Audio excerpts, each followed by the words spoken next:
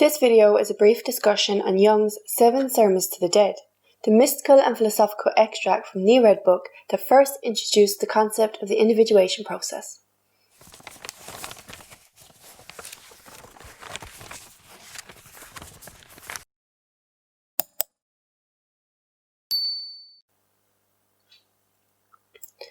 The concept of the individuation process was first introduced in 1916 in a highly unusual text, bearing the Latin name Septem Sermones and Mortuus, 7 Sermons to the Dead.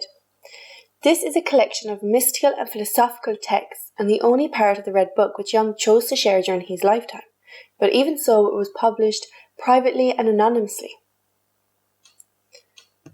This literary extract is a product of Jung's early psychological journey, his personal exploration of the psyche, which he described as his confrontation with the unconscious.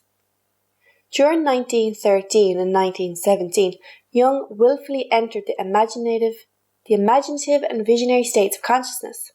This journey was carefully recorded in 6 black journals referred to as the Black Books, which he later transcribed into the Red Book Liber Novus. This manuscript-style text was a personal masterpiece from which Jung formulated all his theories and to which he returned to study for the rest of his life. He states, "I had to draw concrete conclusions from the insights the unconscious had given me, and that task was become a life work."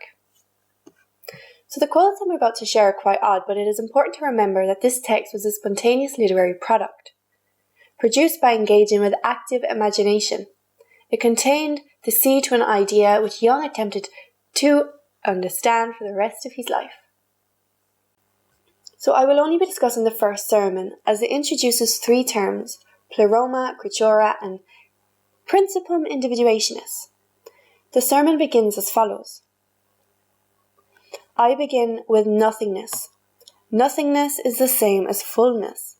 In infinity, full is no better than empty. Nothingness is both empty and full. As well might ye say anything else of nothingness, as for instance, white is it, or black, or again, it is not, or it is.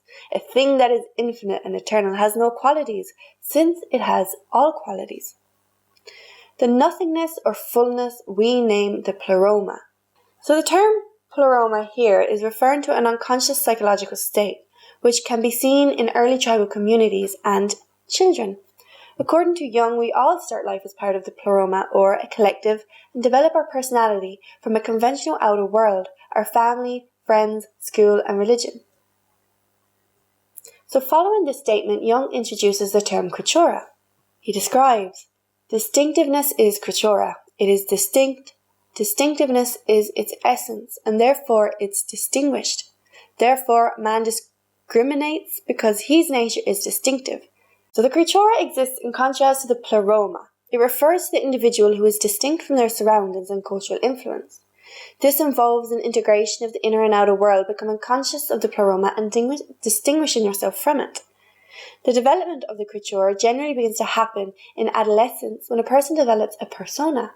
Jung continues, what is the harm, ye ask, in not distinguishing oneself? If we do not distinguish, we fall into indistinctiveness.